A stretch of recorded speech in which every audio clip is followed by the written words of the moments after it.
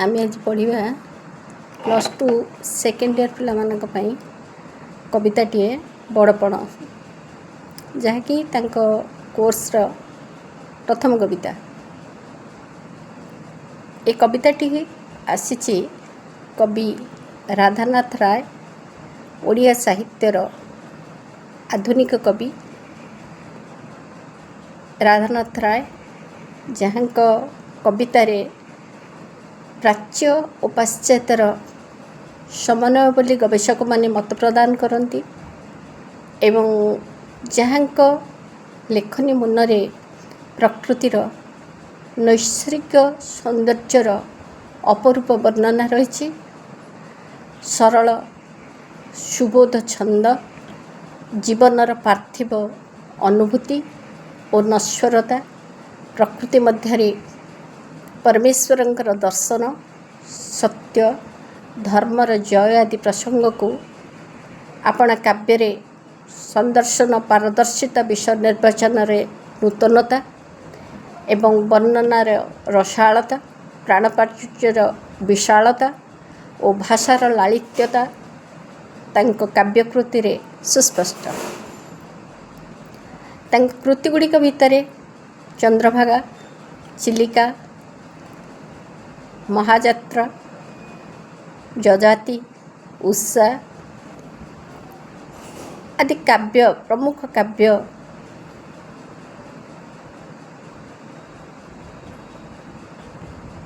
तन्मध्यरे दरबार आउ एक अनन्य काव्य दरबार काव्यरू संगृहीत होइछि आमर एई बड़पण कविताटी। एटी गोटे व्यंग काव्य कहले अत्युक्ति हेबनी। विश्वविख्यात नक्षत्र विज्ञानी ज्योतिर्विद पठाणी सामंत बा चंद्रशेखर सिंह सामंत को संवर्धित करने कटकर बारवाटी दुर्गरे एक दरबार बसीथिला। ओडिशार विभिन्न गणजातर राजा एवं जमीदार माने एई दरबार को आमंत्रित होई आसीथिले।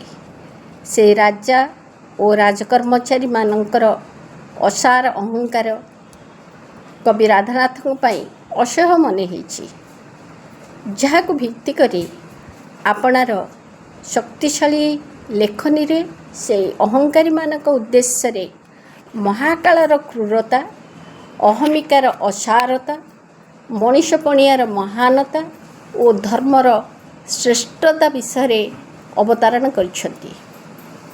धर्मपथरे जीवनयापन करी प्रकृत बड़पणर परिचय देवाई से आह्वान देछंती तांको कविता बड़पण माध्यम।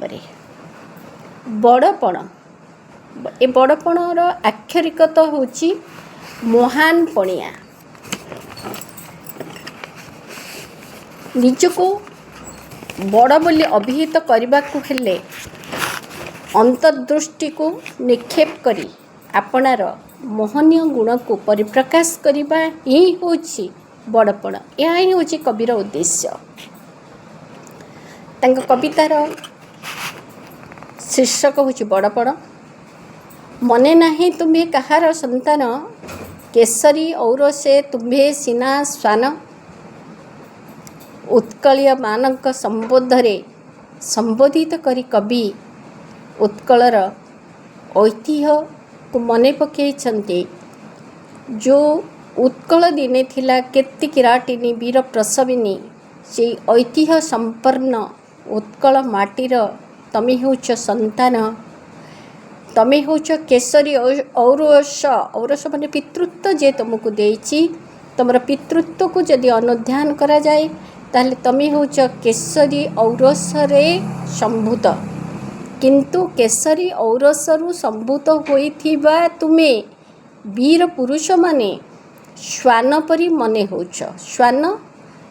श्वान होची कुकुर पादचटा जेपरी कुकुरटी कुकुरर धर्म होची कौन खंडे रुटी पाई से जेमिति लांगुर हलाए लह लह होथाए पाखे पाखे होथाए अनुरूप भावरे तमे से केसरी मानक औरसरु संभूत होई जन्म होई कुकुर प्रकृतिर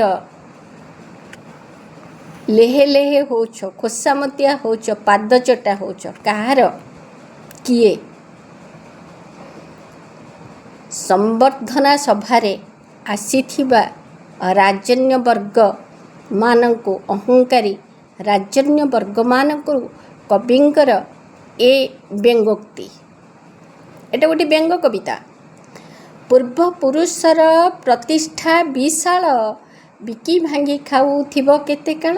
ତୁମ ପୂର୍ବସୂରୀମାନଙ୍କର ଯଦି ପ୍ରତିଷ୍ଠା ପ୍ରତିପତ୍ତିକୁ ଦେଖାଯାଏ, ତୁମ ପୂର୍ବଜମାନଙ୍କର ଯଦି ସ୍ମୃତିଚାରଣ କରାଯାଏ, ସେମାନଙ୍କର ଅତୀତର ଐତିହ୍ୟକୁ ଯଦି ପୃଷ୍ଠାକୁ ଓଲଟାଇ ଦିଆଯାଏ, ତାହେଲେ ସେମାନଙ୍କର ପୂର୍ବ ପ୍ରତିଷ୍ଠା ଏତେ ବିଶାଳ ଥିଲା, ଏତେ ବ୍ୟାପକ ଥିଲା, ତାକୁ ହିଁ ତମେ କେବଳ ମନେ ପକାଇ, ତାକୁ ହିଁ ବିକି ଭାଙ୍ଗି, ତାକୁ ହିଁ ତମେ ରୋମନ୍ଥନ କରି, ତାର ପୃଷ୍ଠାକୁ ଓଲଟେଇ ତମର ଜୀବନକୁ ତମେ ଅତିବାହିତ କରୁଛ। ତମ ନିଜର ସ୍ୱକୀୟ ମର୍ଯ୍ୟାଦାକୁ ତମେ କ୍ଷୁର୍ଣ୍ଣ କରୁଛ। ବିକି ଭାଙ୍ଗି ଖାଉଥିବ କେତେ କାଳ।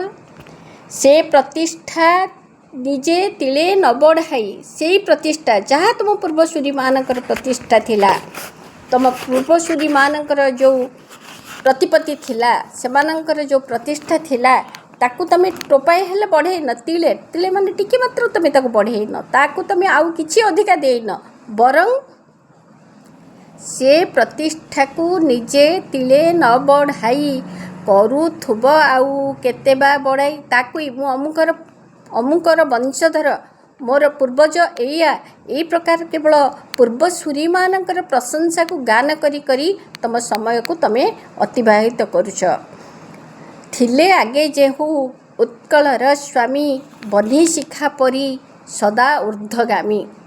ପୂର୍ବରୁ ଯେଉଁମାନେ ଉତ୍କଳର ସ୍ୱାମୀ ମାନେ ରାଜା, ଉତ୍କଳର ରାଜା ଥିଲେ, ଉତ୍କଳର ନରାଧୀଶ ଭାବରେ, ଉତ୍କଳ ନରେଶ ଭାବରେ ଆପଣଙ୍କୁ ଅଭିହିତ କରୁଥିଲେ, ସେମାନେ ଥିଲେ ପ୍ରଜ୍ୱଳିତ ଅଗ୍ନିଶିଖା ପରି। ଅଗ୍ନିଶିଖାର ଧର୍ମ ଯେଭଳି ଭାବରେ ଊର୍ଦ୍ଧ୍ୱଗାମୀ, ସେହିଭଳି ଭାବରେ ସେମାନେ ଥିଲେ ଊର୍ଦ୍ଧ୍ୱମୁଖା, ଊର୍ଦ୍ଧ୍ୱଗାମୀ, ପ୍ରଜ୍ୱଳିତ ଅଗ୍ନିଶିଖା ପରି ଜାଜ୍ୱଲ୍ୟମାନ।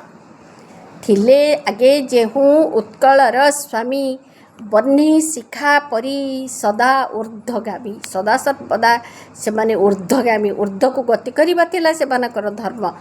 ବହ୍ନି ଶିଖାର ଧର୍ମ ଯେଭଳି ଭାବରେ ଉପରକୁ ଉଠିବା, ପ୍ରଜ୍ୱଳିତ ହୋଇ ଆଗକୁ ଉଠିବା ଏବଂ ପ୍ରଜ୍ୱଳିତ ହୋଇ ଆଲୋକର ଶିଖା ପ୍ରଦାନ କରିବା, ଅନୁରୂପ ଭାବରେ ତୁମର ପୂର୍ବଜମାନେ ଥିଲେ ବହ୍ନି ଶିଖା ପରି ଊର୍ଦ୍ଧ୍ୱଗାମୀ।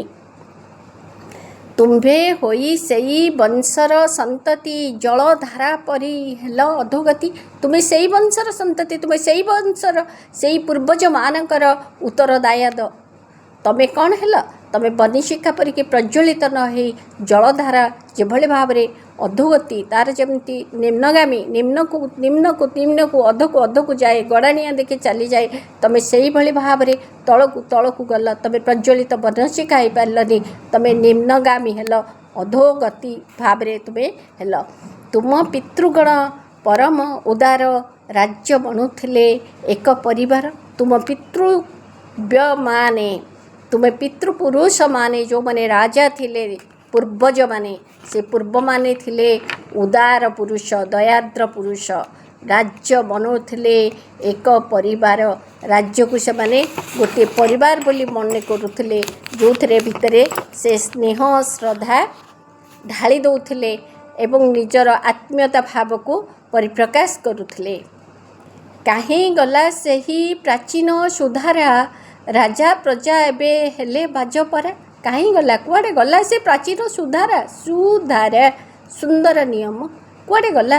ସେ ପ୍ରାଚୀନ ନିୟମ, ଯେଉଁ ନିୟମକୁ ନେଇ ସେମାନେ ରାଜ୍ୟ ଶାସନ କରୁଥିଲେ, ଯେଉଁ ନିୟମର ମାଧ୍ୟମରେ ସେମାନେ ଗୋଟେ ରାଜ୍ୟକୁ ପରିବାର ଭାବରେ ପ୍ରତିପାଳନ କରୁଥିଲେ ପ୍ରଜାକୁ, ସେ କୁଆଡ଼େ ନଷ୍ଟ ହେଇଗଲା। କାହିଁ ଗଲା ସେହି ପ୍ରାଚୀନ ସୁଧାରା, ରାଜା ପ୍ରଜା ଏବେ ହେଲେ ବାଜପାରା। ବାଜ ମାନେ ଛଞ୍ଚାଣ, ପାରା ଗୋଟିଏ ପକ୍ଷୀଟିଏ, ଛଞ୍ଚାଣ ଗୋଟିଏ ଶିକାରୀ ପକ୍ଷୀଟିଏ। ଛଞ୍ଚାଣ ଆକାଶରେ ଘୁରି ବୁଲୁଥାଏ। ଯେତେବେଳେ ଘୁରି ବୁଲୁଥାଏ କେହି ଜାଣିପାରନ୍ତିନି, ଅତର୍କିତ ଭାବରେ ସେ ଗୋଟିଏ ଆକ୍ରମଣ କରେ, ତା'ର ଶିକାର ଦେଖିଲେ ସେ ଆକ୍ରମଣ କରେ। ରାଜା ସେଇଭଳି ଭାବରେ ଅତର୍କିତ ଭାବରେ ପ୍ରଜା ଉପରେ ତା'ର ଆକ୍ରମଣ କରେ, ଶୋଷକ ଭାବରେ ଶୋଷଣ କରେ, ତାକୁ ଶିକାର କରେ। କାହିଁ ଗଲା ସେହି ପ୍ରାଚୀନ ସୁଧାରା, ରାଜା ପ୍ରଜା ଏବେ ହେଲେ ବାଜପରା। ରାଜା ଏବଂ ପ୍ରଜା ଭିତରେ ପିତୃ ସନ୍ତାନ ବାତ୍ସଲ୍ୟ ପ୍ରୀତି ପରିବର୍ତ୍ତେ ତୁମ ଭିତରେ ଆସିଲା ଶିକାରୀର ମନୋଭାବ। ବାଜପରା ଛଞ୍ଚାଣ ପରି ତୁମେ ଅତର୍କିତ ଭାବରେ ତୁମେ ଆକ୍ରମଣ କଲ। ପ୍ରଜାମୁଖୁ କାଢ଼ି ନେଲା ରାଜ ଭୋଗ ଅଭିଳାଷ। କାଢ଼ି ନେଲା ରାଜ ଭୋଗ ଅଭିଳାଷ। କେଉଁଥିପାଇଁ ତୁମେ ହେଲ ବାଜପରା? କାଢ଼ି ନେଲା ରାଜ ଭୋଗ ଅଭିଳାଷ। ପ୍ରଜାମୁଖୁ ତାଙ୍କ ଶ୍ରମାର୍ଜିତ ଗ୍ରାସ। ତୁମର ରାଜଭୋଗର ଅଭିଳାଷ। ରାଜଭୋଗ ରାଜଭୋଗ ରାଜା ହେବାର ଉଦ୍ଦେଶ୍ୟ ହେଉଛି କେବଳ ଭୋଗ ବିଳାସ ବେସନରେ କାଳାତିପାତ କରିବା। ରାଜଭୋଗ ଅଭିଳାଷ। ଅଭିଳାଷ ହେଉଛି ଆକାଂକ୍ଷା, ଅଭିପ୍ସା। ତୁମ ଅଭିପ୍ସା ହେଉଛି ରାଜଭୋଗ କରିବା, ଐଶ୍ୱର୍ଯ୍ୟକୁ ଭୋଗ କରିବା। ରାଜା ହେବା ଗୋଟେ ପ୍ରତିଷ୍ଠା, ଗୋଟେ ଆପଣାର ଡିଣ୍ଡିମ ବଜେଇବା। ଏବଂ କାଢ଼ି ନେଲା ରାଜ। ତୁମ ଭିତରୁ ସେ ଭାବନା କାହିଁକି ଦୂର ହୋଇଗଲା? କାରଣ ତୁମ ଭିତରେ ଉଦ୍ରେକ ହେଲା ରାଜଭୋଗର ଅଭିଳାଷ, ଆକାଂକ୍ଷା, ଅଭିପ୍ସା। ରାଜଭୋଗ, ରାଜ୍ୟକୁ ଭୋଗ କରିବି। ରାଜ୍ୟ ପାଇଁ ମୁଁ ଉଦ୍ଦିଷ୍ଟ ନୁହେଁ, ତ୍ୟାଗ ପାଇଁ ନୁହେଁ ତୁମେ ଉଦ୍ଦିଷ୍ଟ। ତୁମେ ହେଲ ରାଜ୍ୟକୁ ଭୋଗ କରିବା ପାଇଁ, ବିଳାସ ବେସନରେ ତାକୁ ଭୋଗ କରିବା ପାଇଁ ତୁମେ ଉଦ୍ଦିଷ୍ଟ ବୋଲି। ତ ସେଇ ଅଭିପ୍ସା, ତ ସେଇ ଆକାଂକ୍ଷା ତୁମ ଭିତରେ ରହିଲା, ଯେଉଁଥିପାଇଁ ତୁମେ କ'ଣ କଲ? ପ୍ରଜାମୁଖୁ ତାଙ୍କ ଶ୍ରମାର୍ଜିତ ଗ୍ରାସ। ଶ୍ରମରେ ଅର୍ଜନ କରୁଥିବା ପ୍ରଜାମାନେ ଯେଉଁ କଷ୍ଟ କରିକି ତାଙ୍କର ଯାହା ଅର୍ଜନ କରିଛନ୍ତି, ଯେଉଁ ଖାଦ୍ୟ କଷ୍ଟ କରିକି ଯେଉଁ ଖାଦ୍ୟ ମୁଠାକ ଅର୍ଜନ କରିଛନ୍ତି, ତାକୁ ହିଁ ତୁମେ ଛଡ଼େଇ ନେଲ। କେଉଁଥିପାଇଁ ଛଡ଼େଇ ନେଲ? ତୁମ ରାଜ୍ୟ ଭୋଗ ଅଭିଳାଷକୁ ଚରିତାର୍ଥ କରିବା ପାଇଁ। କାଢ଼ି ନେଲା ରାଜ ଭୋଗ ଅଭିଳାଷ।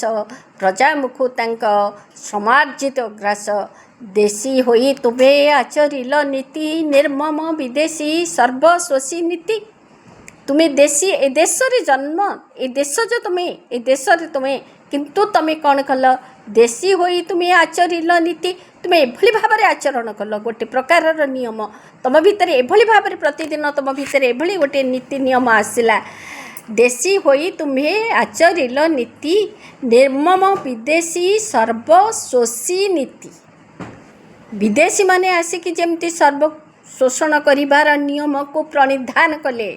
ବିଦେଶୀମାନେ ବିଦେଶୀ ବହିରାଗତ, ବାହାରୁ ଯେଉଁମାନେ ଆସିଛନ୍ତି, ଯେଉଁମାନେ ଏ ଦେଶରେ ଜନ୍ମ ହେଇନାହାନ୍ତି, ସେଇ ବିଦେଶୀମାନେ ଯେଭଳି ଭାବରେ ଏ ଦେଶରେ ଆସିକି ନିର୍ମମ ନିଷ୍ଠୁର ଭାବରେ ବିଦେଶୀ ନୀତି, ଏକ ପ୍ରକାରର ନିୟମ ପ୍ରତିପାଳନ କରିକି ସେମାନଙ୍କୁ ଶୋଷଣ କଲେ, ଅନୁରୂପ ଭାବରେ ତୁମେ ଦେଶୀ ହୋଇ ତୁମେ ସେଇ ନିୟମକୁ ଆଚରଣ କଲ। ବାତ୍ସଲ୍ୟେ ନ ବାନ୍ଧି ପ୍ରଜାଙ୍କର ଚିତ, ବିଦେଶୀ ସଙ୍ଗୀନେ କଲ ତାଙ୍କୁ ଭୀତ। ବାତ୍ସଲ୍ୟେ, ତୁମେ ପ୍ରଜାଙ୍କୁ ବାତ୍ସଲ୍ୟ ପ୍ରୀତି ଦେଇନ। ଏକଦା ରାଜା ରାମଚନ୍ଦ୍ର ସାମ ଦାନ ଦଣ୍ଡ ଭେଦ ଏ ଚତୁର୍ଦ୍ଧ ନୀତିରେ ନିଜର ଅନ୍ତଃସତ୍ତ୍ୱା ସ୍ତ୍ରୀକୁ ସେ ନିର୍ବାସନ ଦଣ୍ଡ ଦେଇଥିଲେ। ଭେଦ ନୀତିରେ, ସାମ ନୀତିରେ ତୁମେ କ'ଣ କଲ? ତୁମର ପୂର୍ବଜ ସେମାନେ, ତୁମେ କ'ଣ କଲ? ବାତ୍ସଲ୍ୟେ ନ ବାନ୍ଧି ପ୍ରଜାଙ୍କର ଚିତ। ପ୍ରଜାମାନଙ୍କୁ ତୁମର ପୂର୍ବଜମାନେ ସନ୍ତାନବତ୍ ପ୍ରତିପାଳନ କରୁଥିଲେ, ପରିବାର ଭଳି ମନେ କରୁଥିଲେ ପ୍ରଜାମାନଙ୍କୁ, କିନ୍ତୁ ତୁମେ ବାତ୍ସଲ୍ୟ ପ୍ରୀତି, ସନ୍ତାନବତ୍ ସ୍ନେହ ନ ଦେଖାଇ, ବାତ୍ସଲ୍ୟେ ନ ବାନ୍ଧି ପ୍ରଜାଙ୍କର ଚିତ ମନ, ପ୍ରଜାଙ୍କର ମନକୁ ତୁମେ ବାତ୍ସଲ୍ୟ ପ୍ରୀତି ନ ବାନ୍ଧି, ବିଦେଶୀ ସଙ୍ଗୀନେ, ବିଦେଶୀ ମାନେ ଯେଭଳି ବନ୍ଧୁକ, ସଙ୍ଗୀନେ ମାନେ ବନ୍ଧୁକ ମୁନରେ ଭୟ ସ୍ଥାପନ କରି, ଭୀତି ସଞ୍ଚାର କରି, ଭୟ ସଞ୍ଚାର କରି ଯେଭଳି ଭାବରେ ସେମାନେ ଶାସନ କରୁଥିଲେ, ତୁମେ ଅନୁରୂପ ଭାବରେ ତାଙ୍କୁ କଲ। ବିଦେଶୀ ସଙ୍ଗୀନେ କଲ ତାଙ୍କୁ ଭୀତ ମାନେ ଭୟ କଲ। ଗନ୍ତା ଘର ହେଲା ତୁମ୍ଭର ସର୍ବସ୍ୱ ପ୍ରାସାଦ, ଗାବି ହସ୍ତୀ ଅଶ୍ୱ। ତୁମର ଗନ୍ତାଘର ହେଲା, ଗନ୍ତାଘର ଗଚ୍ଛିତ ସମ୍ପତ୍ତିକୁ ଯେଉଁଠି ରଖାଯାଏ, ସେ ଗନ୍ତାଘର, ତାହା ହିଁ ହେଲା ତୁମ ଜୀବନର ସର୍ବସ୍ୱ। ହେ ରାଜା, ତୁମମାନଙ୍କର ସର୍ବସ୍ୱ କେବଳ କ'ଣ? ପ୍ରଜାପାଳନ ନୁହେଁ, ତୁମେ କେବଳ ଗନ୍ତାଘରକୁ ପରିବର୍ଦ୍ଧିତ କରିବା ହେଲା ତୁମର ସର୍ବସ୍ୱ। ଏବଂ ତା ଭିତରେ କ'ଣ ରଖିଲ? ସର୍ବସ୍ୱ ପ୍ରାସାଦ, କେବଳ ଅଟ୍ଟାଳିକା, ଗାଭୀ, ହସ୍ତୀ, ଅଶ୍ୱ। ରାଜଧର୍ମ ହେଲା ପ୍ରଜା ଧନ ବୁହା, ମନ୍ତ୍ରୀ ହେଲେ ଖଳ ଖଣ୍ଟ କାନ କୁହା। ତୁମ ରାଜଧର୍ମ କ'ଣ ହେଲା? ତୁମେ ରାଜା ହେଇ ପ୍ରଜାମାନଙ୍କୁ ସନ୍ତାନବତ୍ ପ୍ରତିପାଳନ କରିବା ପରିବର୍ତ୍ତେ ତୁମର ହେଲା ପ୍ରଜା ଧନ ବୁହା। ପ୍ରଜାମାନଙ୍କର ଧନକୁ କେତେ ଆତ୍ମସାତ କରିପାରିବ? ରାଜଧର୍ମ ହେଲା ପ୍ରଜା ଧନ ବୁହା, ମନ୍ତ୍ରୀ ହେଲେ ଖଳ ଖଣ୍ଟ କାନ କୁହା। ମନ୍ତ୍ରୀ ହେଲା କିଏ? ଖଳ ଦୁଶ୍ଚରିତ୍ର ଦୁଷ୍ଟ, ଖଣ୍ଟ ଚୋର, କାନ କୁହା ଯେଉଁମାନେ ଅହରହ କାନରେ କହି ରଖୁଥିଲେ ସେଇମାନେ ହେଲେ ମନ୍ତ୍ରୀ। ରାଜା ସେତିକିବେଳେ ଭଲ ରାଜାଟିଏ ହୁଏ ଯଦି ତାର ପାଖରେ ତାର ମନ୍ତ୍ରୀ ତାକୁ ପରାମର୍ଶ ଠିକ୍ ସୁଚାରୁ ରୂପେ ଦିଏ। କିନ୍ତୁ ତୁମର ପରାମର୍ଶଦାତାମାନେ ହେଲେ ଖଳ ଖଣ୍ଟ କାନ କୁହା। ମନ୍ତ୍ରୀ ହେଲେ ଖଳ ଖଣ୍ଟ କାନ କୁହା। ତଣ୍ଡି ଦୁଃଖୀ ରଙ୍କ ଅରକ୍ଷିତ ରାଣ୍ଡ, ବିଦେଶୀଙ୍କି ଖୁଆଇଲ କୁକୁଟାଣ୍ଡ। ତଣ୍ଡି ଦଣ୍ଡ ଦେଲ, କାହାକୁ ଦଣ୍ଡ ଦେଲ? ଦୁଃଖୀ ଯେ ଦୁଃଖରେ ଅଛି, ରଙ୍କ ଯେ ଖାଇବାକୁ ପାଉନି, ବୁଭୁକ୍ଷୁ, ଅରକ୍ଷିତ ଯାହାର ରକ୍ଷା କରିବାକୁ କେହି ନାହିଁ। ତଣ୍ଡି ଦୁଃଖୀ ରଙ୍କ ଅରକ୍ଷିତ ରାଣ୍ଡ, ରାଣ୍ଡ ବିଧବା ଯାହାର ସ୍ୱାମୀ ନାହିଁ, ଏବଂ ସେମାନଙ୍କ ଠାରୁ ଆତ୍ମସାତ କରି ବିଦେଶୀଙ୍କି ଖୁଆଇଲ କୁକୁଟାଣ୍ଡ। ବିଦେଶୀଙ୍କୁ ଆଣିକି ବହିରାଗତମାନଙ୍କୁ ଆଣିକି ଆମନ୍ତ୍ରଣ କରି ସେମାନଙ୍କୁ କ'ଣ ଦେଲ? କୁକୁଟାଣ୍ଡ, ଯାହା ମାଧ୍ୟମରେ ତୁମେ ପାଇଲ କ'ଣ? ଜମିଦାରୀ। ବିଦେଶୀମାନେ ଏ ଦେଶରେ ଯେତେବେଳେ ପ୍ରବେଶ କଲେ ସେମାନଙ୍କୁ ଏଇଭଳି ଶ୍ୱାନ ପ୍ରଭୃତିର କୌଣସି ରାଜା, ଶ୍ୱାନ ପ୍ରଭୃତିର କୌଣସି ରାଜନ୍ୟ ବ୍ୟକ୍ତିମାନେ ତାଙ୍କୁ ଏଇଭଳି ଭାବରେ ଆମନ୍ତ୍ରଣ କରି ଆଣିଥିଲେ। ବିଦେଶୀକି ଖୁଆଇଲ କୁକୁଟାଣ୍ଡ, ନ ପାଇଲେ ଦୁଃଖୀ ପ୍ରଜା ଖୁଦ କୁଣ୍ଡା, ନେଲେ ଘିଅ ଅଟା ସଙ୍ଗେ ଛାଗ ବୁଣ୍ଡା। ଦୁଃଖୀମାନେ ଯେଉଁମାନେ ଖାଇବାକୁ ପାଉନାହାନ୍ତି, ଦୁଃଖରେ ଜୀବନଯାପନ କରୁଛନ୍ତି, ସେମାନେ ଖୁଦ କୁଣ୍ଡା ଟିକେ ଖାଇବାକୁ ନ ପାଉଥିବା ବେଳେ ତମେ କ'ଣ କଲ? ଘିଅ ଅଟା ସଙ୍ଗେ ଛାଗ ବୁଣ୍ଡା। ଘିଅ ଅଟା ବିଦେଶୀଙ୍କ ସମ୍ମୋହିତ କରିବ, ମୋଗଲମାନଙ୍କୁ ସମ୍ମୋହିତ କଲ। ସବୁ ବିଦେଶୀ ବହିରାଗତମାନଙ୍କୁ ଏ ଦେଶରେ ଆସିଛନ୍ତି, ତାଙ୍କର ପ୍ରବଳ ଆକ୍ରମଣ ହେଇଛି, ଜମିଦାର ଗୁଡ଼ିକୁ ତାଙ୍କ ହାତରେ ଟେକି ଦେଇଛ ଏବଂ ସେତେବେଳେ ସେମାନେ କ'ଣ କରିଛନ୍ତି? ଏଇ ଛାଗ ମୁଣ୍ଡ ଘିଅ ଅଟା ଏଇ ମାଧ୍ୟମରେ ତୁମେ ଜମିଦାରୀକୁ କରାୟତ କରିଛ। କାଣ୍ଡ ଜ୍ଞାନହୀନ କାଣ୍ଡ ପୃଷ୍ଠ ହୁଣ୍ଡା, ଅଭୀଷ୍ଟ ଦେବତା କଲ ଲୋଭ ପ୍ରେତ, ନ ଚେତିଲ ଖାଇ ବିପଦର ବେତ। ନ ପାଇଲେ ଦୁଃଖୀ ପ୍ରଜା ଖୁଦ କୁଣ୍ଡା, ନେଲେ ଘିଅ ଅଟା ସଙ୍ଗେ ଛାଗ ବୁଣ୍ଡା। କାଣ୍ଡ ଜ୍ଞାନହୀନ କାଣ୍ଡ ପୃଷ୍ଠ ହୁଣ୍ଡା, ତମେମାନେ କାଣ୍ଡ ଜ୍ଞାନ, ତୁମ ସମ୍ୟକ ମାତ୍ର ଜ୍ଞାନ ନଥିଲା। କାଣ୍ଡ ଜ୍ଞାନହୀନ କାଣ୍ଡ ପୃଷ୍ଠ ହୁଣ୍ଡା, ତୁମେ ଲୋଭ ବଶବର୍ତ୍ତୀ ହେଇ ହୁଣ୍ଡା ମୂର୍ଖ ବୋକା ହେଇ ରହିଲ। ଅଭୀଷ୍ଟ ଦେବତା କଲ ଲୋଭ ପ୍ରେତ, ତମ ଅଭୀଷ୍ଟ ଦେବତା କିଏ ହେଲେ? ତମେ ଅଭିପ୍ସାର ଦେବତା। ତମ ଅଭୀଷ୍ଟ ଦେବତା କିଏ ହେଲା? ଲୋଭ। ଅଭୀଷ୍ଟ ଦେବତା କଲ ଲୋଭ ପ୍ରେତ, ଲୋଭ ରୂପକ ପ୍ରେତ ତମକୁ ସବାର ହେଲା। କେଉଁ ଲୋଭ? ମୁଁ ରାଜା, ମୁଁ ଯାହା ଚାହିଁବି ତାହା କରିବି। ନ ଚେତିଲ ଖାଇ ବିପଦ, ଯେତେବେଳେ ବିଦେଶୀମାନେ ଆସି ଏ ଦେଶକୁ ନଷ୍ଟ ବିନଷ୍ଟ କରିଛନ୍ତି, ବିଦେଶୀମାନଙ୍କ ଯେତେବେଳେ ଚାବୁକ ପ୍ରହାର କରିଛନ୍ତି, ତାକୁ ମଧ୍ୟ ତମେ ନ ତେଜିଲ ଖାଇ ବିପଦର ବେତ, ତଥାପି ମଧ୍ୟ ତମେ ଚେତା ପଶିଲା ନାହିଁ, ତୁମ ଭିତରେ ଜ୍ଞାନ ଉଦୟ ହେଲା ନାହିଁ, ଏ ବିପଦର ବେତ୍ରାଘାତ ଖାଇ ମଧ୍ୟ। ସଦା ହୋଇ ପାପ ଦ୍ରବିଣ ପ୍ରତ୍ୟାଶୀ, ପ୍ରଜା ମଧ୍ୟେ ପାପ ବୃଦ୍ଧି କି ମନାସି। ସଦା ହୋଇ, ସଦା ମାନେ ସଦା ସର୍ବଦା, ପାପ ଦ୍ରବିଣ ପ୍ରତ୍ୟାଶୀ, ପାପ ଦ୍ରବ୍ୟରେ ପ୍ରତ୍ୟାଶା କଲ। କିଛି ପାଇବା ପାଇଁ କିଛି ପ୍ରତ୍ୟାଶା, କିଛି ଆଶା ଥିଲେ କିଛି ପ୍ରତ୍ୟାଶା ଆସେ, କିଛି ଆଶା କଲେ କିଛି ତାର ପ୍ରତି ଦାନ ସ୍ୱରୂପ କିଛି ପ୍ରତ୍ୟାଶା ଆସେ। ତମେ ସବୁବେଳେ ପାପ ଦ୍ରବ୍ୟକୁ ପ୍ରତ୍ୟାଶା କଲ। ପ୍ରଜା ମଧ୍ୟେ ପାପ ବୃଦ୍ଧିକୁ ମନାସି, ପ୍ରଜା ଭିତରେ କେଉଁଠୁ ପାଇବାକୁ ଚେଷ୍ଟା କଲ? ପ୍ରଜାଙ୍କର ହିତ ପାଇଁ ନୁହେଁ, ପ୍ରଜା ମଧ୍ୟରେ ପାପ ବୃଦ୍ଧିକୁ ମନାସିଲ। ପାପ ବୁଦ୍ଧି ମନାସିକି ପ୍ରଜାମାନଙ୍କ ଉପରେ ଉତ୍କଟ ଅତ୍ୟାଚାର କରି ଚାଲିଲ। ରହିଥାଅ ଟାକି କରି ଜରିମନା, ଧନେ ପୁରାଇବା ଲାଗି ମାଲଖାନା। କେମିତି ଭାବରେ ପ୍ରଜାମାନଙ୍କୁ ହନ୍ତସନ୍ତ କରୁଥିଲ? ତମେ ଟାକିକି ରହିଥାଅ, ଅପେକ୍ଷା କରିକି ରହିଥାଅ, କେତେବେଳେ ପ୍ରଜାମାନଙ୍କର କୌଣସି ଛୋଟିଆ ଛୋଟିଆ ଭୁଲରେ ତାଙ୍କ ଉପରେ ଜରିମନା ଦଣ୍ଡ ଦେବ। जो जरिमाना होची पिला इंग्रेजी रे तमे कहले बुझी परिबो फाइन ताकू देले तमे कौन पाइब तुम धन पुरेबा लगी मालखाना तुम गोदाम कहना तुम गंता घर को पुरेबा पाई तमे जरिमाना को आदाय करके तुम गंता घर को तमे पुरई थाओ। धनर लालसा जाग्रते स्वप्ने धन बिनु नहीं आन चिंता मने शयन सपन जागरण सबु समय स्वप्न तुम केवल किभली भाव में धन पाइबू धन लिप्सु मन नहीं तुम अहरह प्रजा मान पाखे विभिन्न कर विभिन्न चाबुक प्रहार करी विभिन्न प्रकार अन्याय अत्याचार मध्यम श्रमार्जित धन को तुम ग्रास करिच आनीच एवं आनी कौन करिच केवल तुम गंता घर को भरी करिच तुम माल गोदाम को तुम भरी करिच। धन बिनु नहीं आन चिंता मान तुम धन भिन्न तुम भितर आ कौन चिंता नहीं केवल प्रतिष्ठा आ प्रतिपत्ति भितर तुम्हें डूबी जाइछ। धनर साफल्य सुबय केवल यक्ष प्राय ताकू जगी केउ फल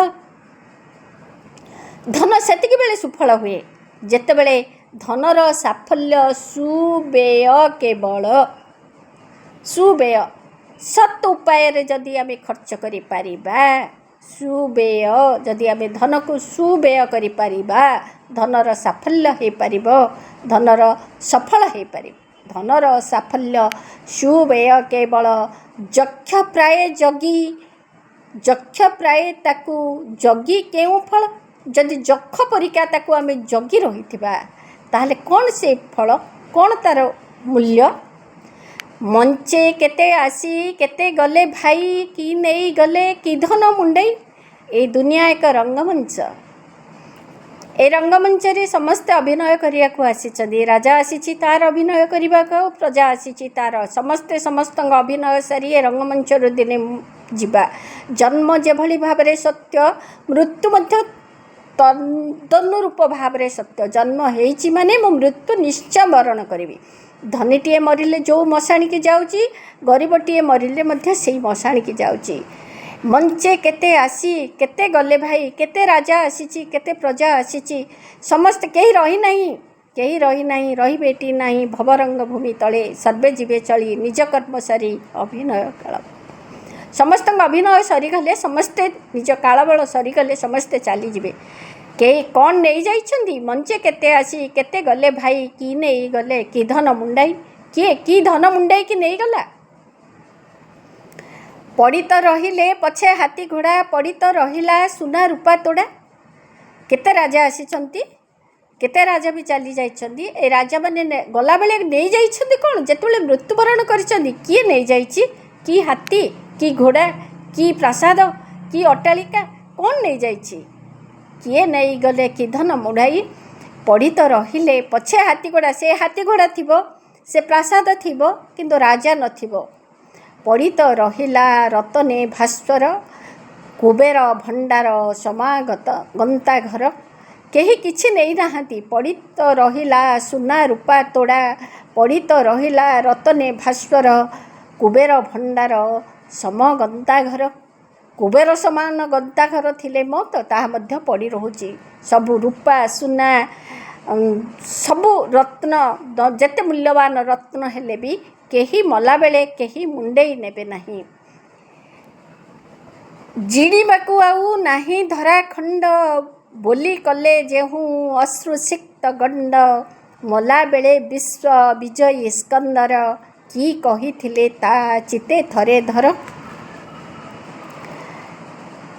जिड़ीबाकू आउ खंडे धरा नहीं जेतेबेले पृथ्वी दिग्विजयी आलेक्जेंडर जिणीबाकू आउ नाही धरा खंड आउ जिणीबाकू पृथ्वी विजय कर सारिबा परे अश्रुसिक्त गंडरे अश्रुसिक्त मुहरे सी कांदी थिले आ पृथ्वी समग्र पृथ्वी को मु विश्व जय करदेली विश्व विजयी आलेक्जेंडर कांदी कही आउ पृथ्वीर टिके भी नहीं ताकू जय करने सबको मु जय करदेली पृथ्वी विजयी विश्व विजयी आलेक्जेंडर से कौन कही कि कही ता चिते थरे धर से कौन कही बोईले ए प्राण गले पिंड छाड़ी से कही जिते विश्व विजयी आलेक्जेंडर विश्व विजय सारिबा परे मन दुख करते ଯେ ଆଉ ପୃଥିବୀ ଖଣ୍ଡେ ନାହିଁ ମୁଁ ତାହାକୁ ଜୟ କରିବି ବୋଲି। କିନ୍ତୁ ଗୋଟାଏ ସମୟରେ ସେ କହିଥିଲେ ଯେ ନେବ ଯେବେ ମୋତେ କୋକେଇରେ କଢ଼ି ଦେଇଥିବ ତହିଁ ମୋସବ ଶୁଆଇ ବେନି ପାଶେ ବେନି କରକୁ ଝୁଲାଇ ଯା ଦେଖି ଜାଣିବେ ଜଗତେ ସମସ୍ତେ ଆସିଥିଲି ଫେରିଗଲି ଶୂନ୍ୟ ହସ୍ତେ। ମୁଁ ଯେତେବେଳେ ମରିଯିବି ସେତେବେଳେ ଯେତେବେଳେ ମୋତେ କୋକେଇରେ ବାନ୍ଧିବ ମୋ ପାଇଁ ସେତିକି, ତୁମ ପାଇଁ ଯାହା ମୋ ପାଇଁ ସେଇ 6 ଖଣ୍ଡ କାଠ ଯିବ। ଏବଂ ଯେତେବେଳେ ମୋତେ କୋକେଇରେ ବାନ୍ଧିବ ମୋତେ ଯେତେବେଳେ କୋକେଇରେ ଶୋଇଦେବ, ମୋତେ ଶବ କରିକି ଯେତେବେଳେ ଶୋଇଦେବ ବେନିପାସ ମୋ ହାତ ଦୁଇଟାକୁ ବାନ୍ଧିବନି। ସାଧାରଣତଃ ଶବଟିଏ ବାନ୍ଧିକି ନେଲାବେଳେ କୋକେଇରେ ହାତ ଗୋଡ଼ ସବୁକୁ ବାନ୍ଧି ଦିଆଯାଏ ପାଳ ଦଉଡ଼ିରେ। ସେଠି ରାଜା ବୋଲି ଆଉ ତାକୁ ସୁନା ଦଉଡ଼ିରେ ବନ୍ଧା ହୁଏନି। ଭିକାରୀକି ଯେଉଁ ପାଳ ଦଉଡ଼ି, ରଜାକୁ ମଧ୍ୟ ସେଇ ପାଳ ଦଉଡ଼ି ସେଇ ବାଉଁଶରେ ତାକୁ ବନ୍ଧାଯାଏ। ସେଇ 6 ଖଣ୍ଡି ବାଉଁଶ ପାଳ ଦଉଡ଼ିରେ ତାକୁ ବନ୍ଧାଯାଏ। କିନ୍ତୁ ଆଲେକଜାଣ୍ଡର କହିଥିଲେ ମୋ ହାତ ଯୋଡ଼ିକୁ ତୁମେ ବାନ୍ଧିବ ନାହିଁ, ଦେଇଥିବ ତହିଁ ମୋସବ ଶୁଆଇ ବେନି ପାଶେ ବେନି କରକୁ ଝୁଲାଇ। ମୋ 2 କରକୁ 2 ହାତକୁ ଝୁଲେଇ ଦେଇଥିବ। କାହିଁକି? ଯା ଦେଖି ଜାଣିବେ ଜଗତେ ସମସ୍ତେ ଆସିଥିଲି ଫେରି ଗଲି ଶୂନ୍ୟ ହସ୍ତେ। ଜଗତ ଜାଣିବ ମୁଁ ବିଶ୍ୱବିଜୟୀ ଆଲେକଜାଣ୍ଡର ଯେ ସମଗ୍ର ବିଶ୍ୱକୁ ଦିନେ ଜୟ କରିଥିଲା, ସମଗ୍ର ବିଶ୍ୱକୁ ଜୟ ଯୁଦ୍ଧ କରିକି ନିଜର ବୋଲି କରିଥିଲା। କିନ୍ତୁ ମଲାବେଳେ ଯେତେବେଳେ ଶବ ହେଇ ମୁଁ ବୁହା ହେଇଗଲି ଶ୍ମଶାନକୁ, ଆସିଥିଲି ଯା ଦେଖି ଜାଣିବେ ଜଗତେ ସମସ୍ତେ ଆସିଥିଲି ଫେରିଗଲି ଶୂନ୍ୟ ହସ୍ତେ। ମୁଁ ଆସିଥିଲି ଖାଲି ହାତରେ। ମା ପେଟରୁ ଯେତେବେଳେ ଜନ୍ମ ହେଇଥିଲି ମୁଁ ଯେମିତି ଭାବରେ ଶୂନ୍ୟ ହସ୍ତରେ ଆସିଥିଲି, ମୁଁ ଯେତେବେଳେ ପୃଥିବୀ ବିଜୟ କରିସାରିଛି, ମୃତ୍ୟୁ ବରଣ କରିଛି, ଶବ ହେଇଯାଇଛି ଶ୍ମଶାନକୁ, ସେତେବେଳେ ମୁଁ ଶୂନ୍ୟ ହାତରେ ଯାଉଛି। ଆସିଥିଲି ଫେରିଗଲି ଶୂନ୍ୟ ହସ୍ତେ। ଏଇ ମହାବାକ୍ୟ ମନେ ମନେ ହେଜି ସତ୍ୱଗୁଣ ଭଜ ଲୋଭ ମଦ ତେଜି। ଏଇ ମହାଗୁଣ ମୁଁ ଆସିଛି ଲଙ୍ଗଳା ଯିବି ଲଙ୍ଗଳା, ଆସିଛି ଖାଲି ହାତରେ ଯିବି ଖାଲି ହାତରେ। ଯେହେତୁ ମୁଁ ଜନ୍ମ ହେଇଛି ନିଶ୍ଚିତ ଭାବରେ ମୃତ୍ୟୁବରଣ କରିବି। ଏଇ ସତ୍ୱଗୁଣ, ଏଇ ସତ୍ୱ ଏଇ ପବିତ୍ର ଗୁଣକୁ ମନରେ ହେଜି, ମନରେ ଭାବି, ମନରେ ସବୁବେଳେ ଚିନ୍ତା ଚେତନା ଭିତରେ ରଖି ସତ୍ୱଗୁଣ ଭଜ ଲୋଭ ମଦ ତେଜି। ଲୋଭ ମାଶ୍ଚର୍ଯ୍ୟକୁ ତେଜ କର। ଅକାରଣେ କିମ୍ପା ତଣ୍ଡି ଅରକ୍ଷିତ ଅଳ୍ପ ଦିନ ପାଇଁ ସଞ୍ଚୁ ଅଛ ବିତ। କାହିଁକି ଅକାରଣରେ ତଣ୍ଡି ଅରକ୍ଷିତ, ଯାହାକୁ ରକ୍ଷା କରିବା କଥା ତାକୁ ରକ୍ଷା ନ କରିକି ତାକୁ ଦଣ୍ଡ ଦେଉଛ, ଅରକ୍ଷିତମାନଙ୍କୁ ଦଣ୍ଡ ପ୍ରଦାନ କରୁଛ, ଦଣ୍ଡ ଦେଇ ସେମାନଙ୍କର ଜୀବନକୁ କଷ୍ଟ ଦେଉଛ। ଅଳ୍ପ ଦିନ ପାଇଁ ସଞ୍ଚୁ ଅଛ ବିତ। ଅକାରଣେ କିମ୍ପା ତଣ୍ଡି ଅରକ୍ଷିତ, ଅଳ୍ପ କେତେ ଦିନ ବଞ୍ଚିବ? ଜନ୍ମରୁ ମୃତ୍ୟୁ, ଜନ୍ମଟା ଯେମିତି ଭାବରେ ଆମେ ଜାଣିପାରନ୍ତିନି, ମୃତ୍ୟୁ ବି ଜାଣିପାରିବେନି। ଜନ୍ମରୁ ମୃତ୍ୟୁ ଯଦି ଜୀବନ, ଏଇ ଜୀବନ କେବେ ଚାଲିଯିବ ଆମେ ତ ଜାଣିନେ। ଅଳ୍ପ ଦିନ ପାଇଁ ସଞ୍ଚୁଅଛ ବିତ, ଏ ମୃତ୍ୟୁ ପର୍ଯ୍ୟନ୍ତ ରହିବା ପାଇଁ ତୁମେ ବିତ ସଞ୍ଚୁଛ, ଧନ ସଞ୍ଚୁଛ। ବୁଲାଅ ଜଗତେ ସିନା ଲକ୍ଷ୍ୟ ପୋଷି, ଫଳେ ତୁମେ ଜଣେ ଜଣେ ଲକ୍ଷ୍ୟ ଶୋଷି। ତୁମେ ସିନା ରାଜା ହେଇ ବୋଲଉଛ, ତୁମେ ଲକ୍ଷ୍ୟ ପୋଷି ଲକ୍ଷ ଲକ୍ଷ ଲୋକଙ୍କୁ ତୁମେ ପୋଷୁଛ ନା, ଫଳେ କିନ୍ତୁ କାର୍ଯ୍ୟରେ ତୁମେ କ'ଣ କରୁଛ, କର୍ମରେ କ'ଣ କରୁଛ? ତୁମେ ଜଣେ ଜଣେ ଲକ୍ଷ୍ୟ ଶୋଷି, ଲକ୍ଷ ଲକ୍ଷ ଲୋକକୁ ତୁମେ ଶୋଷଣ କରୁଛ। ବୋଲାଅ ଜଗତେ ସିନା ଲକ୍ଷ୍ୟ ପୋଷି, ଲକ୍ଷ ଲକ୍ଷ ଲୋକଙ୍କୁ ପୋଷଣ ଦେଉଛ, ରକ୍ଷା କରୁଛ, ତାଙ୍କୁ ପୋଷୁଛ ନା, ତୁମେ ପୋଷୁନାହ। ତୁମେ ହେଉଛ ଜଣେ ଜଣେ ଲକ୍ଷ ଲକ୍ଷ ଲୋକଙ୍କୁ ଶୋଷଣ କରୁଛ। ଏ ଶୋଷଣ କରିକି ତୁମେ କ'ଣ କରୁଛ? ଗଣିକା ଓକିଲ ଛାମୁଆ ପୋଷଣ ଲାଗି କର କିମ୍ପା ପ୍ରଜାଙ୍କୁ ଶୋଷଣ। ତୁମେ କ'ଣ କରୁଛ? କାହାକୁ ଶୋଷଣ କରିକି କ'ଣ କରୁଛ? ତବେ ତାକୁ ନେଇକି ଗଣିକା, ବେଶ୍ୟା, ଓକିଲ ଯେ ସତକୁ ମିଛ, ମିଛକୁ ସତ କରିପାରିବ, ଛାମୁଆ ତୋଷାମଦିଆ, ସେଇମାନଙ୍କୁ ପୋଷୁଛ। ଗଣିକା ଓକିଲ ଛାମୁଆଙ୍କୁ ପୋଷୁଛ, ତାଙ୍କରି ପାଇଁ କିମ୍ପା ପ୍ରଜାଙ୍କୁ ଶୋଷଣ। ତାଙ୍କ ପାଇଁ କାହିଁକି ପ୍ରଜାଙ୍କୁ ଶୋଷଣ କରୁଛ? ଯେ ଶ୍ରମାର୍ଜିତ ଧନକୁ ଉପାର୍ଜନ କରିଛି। ପ୍ରଜା ରକ୍ତ ସ୍ୱେଦ ଲୋତକେ ଅର୍ଜିତ, ଅଭିଶପ୍ତ ରାଶି ରାଶି ପାପ ବିତ। ପ୍ରଜା ରକ୍ତ, ଝାଳ ବୋହି, ରକ୍ତ ବୋହି, ଲୁହ ଢାଳି ସେ ଯାହା ଅର୍ଜନ କରିଛି, ତାକୁ ତମେ ନେଉଛ ଅଭିଶପ୍ତ ରାଶି ରାଶି ପାପ ବିତ୍ତ। ତାହା ହିଁ ହେଉଛି ତୁମ ପାଇଁ ପାପ ବିତ୍ତ, ପାପ ଧନ। ପ୍ରଜାର ରକ୍ତ ନିଗାଡ଼ି, ଝାଳ ନିଗାଡ଼ି, ଲହୁ ଲୁହକୁ ଏକାକାର କରି ସେ ଯେଉଁ ଅର୍ଜନ କରିଛି, ତାକୁ ନେଇ ତମ ଭରୁଛ, ତମ ମାଲଗୋଦାମ ଭରୁଛ ଏବଂ ତମ ଗନ୍ତାଘରକୁ ଭରୁଛ ଏବଂ ତାକୁ ହିଁ ନେଇ ଶୋଷଣ କରୁଛ। ତାହା ହିଁ ହେଉଛି ପାପ ବିତ୍ତ, ତାହା ହିଁ ହେଉଛି ପାପ ଧନ। ଅଭିଶପ୍ତ ରାଶି ରାଶି ପାପ ବିତ୍ତ। ପ୍ରାଶ୍ଚିତେ ବ୍ୟୟ ନ କରି ଯତନେ ପାପ ଅର୍ଜୁଅଛ ପାପାର୍ଜିତ ଧନେ। ପ୍ରାଶ୍ଚିତ କରୁନ, ପ୍ରାଶ୍ଚିତ ନ କରି ଯତ୍ନର ସହକାରେ ତୁମେ ପ୍ରାଶ୍ଚିତ କରୁନ। ପ୍ରାଶ୍ଚିତ କିଭଳି ଭାବରେ କରିବ? ତୁମେ ରାଜା, ତୁମର ରାଜଧର୍ମ ପ୍ରତିପାଳନ କର। ସାମ ଦାନ ଦଣ୍ଡ ଭେଦ ଏ ଚତୁର୍ଥ ନୀତିରେ ତୁମେ ନୀତି ପ୍ରତିପାଳନ କର। ରାଜ୍ୟ ଶାସନ କର। ଶାସକ ତୁମେ, ପ୍ରଜାଙ୍କ ପାଇଁ ଉଦ୍ଦିଷ୍ଟ, ପ୍ରଜାଙ୍କ କରରେ ତୁମେ ପ୍ରତିପାଳିତ। ତୁମେ ପ୍ରଜାକୁ ସୁଧାରା ପ୍ରତିପାଳନ କରିବା ଉଚିତ। ତୁମେ ସୁଧାରା ନ କରି ତୁମେ କ'ଣ କରୁଛ? ପ୍ରଜା ରକ୍ତ ସ୍ୱେଦ ଲୋତକେ ଅର୍ଜିତ ଅଭିଶପ୍ତ ରାଶି ରାଶି ପାପ ବିତ୍ତ। ସେ ଅଭିଶାପରେ ତୁମ ପାପ ବିତ୍ତକୁ, ତୁମ ପାପ ଧନ ଗନ୍ତାଘରକୁ ତୁମେ ବଢ଼େଇଛ। ତାକୁ ପ୍ରାଶ୍ଚିତ ନ କରି, ବ୍ୟୟ ନ କରି ଯତ୍ନରେ ସଞ୍ଚିଛ। ପାପ ଅର୍ଜୁଛ ପାପାର୍ଜିତ ଧନେ। ଆହୁରି ଗୁଡ଼ିଏ ପାପ ଅର୍ଜୁଛ ପାପାର୍ଜିତ ଧନରେ। ଅର୍ଜୁ ଅଛ ସିନା କେବଳ ଦୁଷ୍କୃତ, ଘୃଷ୍ଟି ମୁଖେ ଢାଳି ଯଜ୍ଞ କୁଣ୍ଡ ଘୃତ। ତୁମେ ଅର୍ଜୁ ଅଛ କେବଳ ଦୁଷ୍କୃତ, ଦୁଃକୃତ ଦୁଷ୍କୃତ, ଖରାପ କାର୍ଯ୍ୟ ଗୁଡ଼େ ଅର୍ଜନ କରୁଛ। କେମିତି ଭାବରେ? ଯଦି ଘୁଷୁରୀ ମୁହଁରେ, ଘୃଷ୍ଟି ମୁଖେ ଘୁଷୁରୀ ମୁହଁରେ ଯଦି ଯଜ୍ଞକୁଣ୍ଡର ଘିଅକୁ ନେଇକି ଢାଳିବ, ଘୁଷୁରୀ ମୁହଁରେ ଯଦି ଯଜ୍ଞକୁଣ୍ଡର ଘିଅକୁ ଢଳାଯାଏ, ତାହେଲେ କ'ଣ ଘୁଷୁରୀ ଖାଇବ କି? ଘୁଷୁରୀ ତ ବିଷ୍ଟା ଖାଇବାର କଥା, ସେ ବିଷ୍ଟା ଖାଏ। ତା ମୁହଁରେ ଯଜ୍ଞକୁଣ୍ଡର ଘିଅକୁ ନେଇକି ଯଦି ଢାଳିବ, ତାହେଲେ ସେ କ'ଣ କରିବ? ଅର୍ଜୁ ଅଛ ସିନା, ତୁମେ ସେଇଆ କରୁଛ। ଅର୍ଜୁ ଅଛ, କେଉଁମାନେ ହେଉଛ? ଦୁଷ୍କୃତ। କେଉଁ ଦୁଷ୍କୃତ କରୁଛ? ପ୍ରଜାଙ୍କର ଶ୍ରମାର୍ଜିତ ଧନକୁ ଶୋଷଣ କରୁଛ। ଢାଳୁଛ କିଏ? ଘୃଷ୍ଟି। ବିଦେଶୀମାନେ ହେଲେ ଘୃଷ୍ଟି ମୁଖେ ଢାଳୁଛ ଯଜ୍ଞକୁଣ୍ଡ। ପ୍ରଜାଙ୍କର ଧନକୁ କବି ଏଠି ଯଜ୍ଞକୁଣ୍ଡ ଘୃତ ଭାବରେ କହିଛନ୍ତି। ଏବଂ ତୁମେ କାହାକୁ ନେଇକି ଢାଳୁଛ? ତୁମେ ଢାଳୁଛ ସେ ବିଦେଶୀ ପାଖେ। ଏ ଅପ୍ରିୟ ସତ୍ୟେ ଛଳକୁ ନ ଧରି ନିଜ ଶ୍ରେୟ ଦେଖ ଚିତ୍ତେ ଚିନ୍ତା କରି। ଚିତ୍ତେ ମାନେ ମନରେ।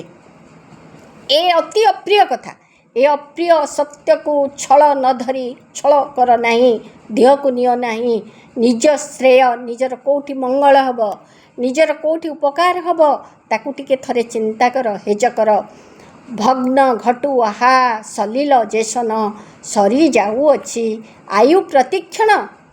ଗୋଟେ କଣା ମାଠିଆରେ ଭଗ୍ନ ଘଟୁ, ଭଗ୍ନ ମାନେ ଭଙ୍ଗା ମାଠିଆ, ଘଟୁ, ଘଟ ମାନେ ମାଠିଆ, ଘଟୁ ମାନେ ପଞ୍ଚମୀ ବିଭକ୍ତି, ରୁ, ଭଙ୍ଗା ମାଠିଆରୁ ଯେମିତି ଭାବରେ ସଲିଳ ହେଲା ପାଣି, ଯେମିତି କ୍ରମଶଃ କମି ସରିଯାଏ, ଅନୁରୂପ ଭାବରେ ଭଗ୍ନ ଘଟୁ ଆହା ସଲିଳ ଯେସନ, ସରି ଯାଉଅଛି ଆୟୁ ପ୍ରତିକ୍ଷଣ।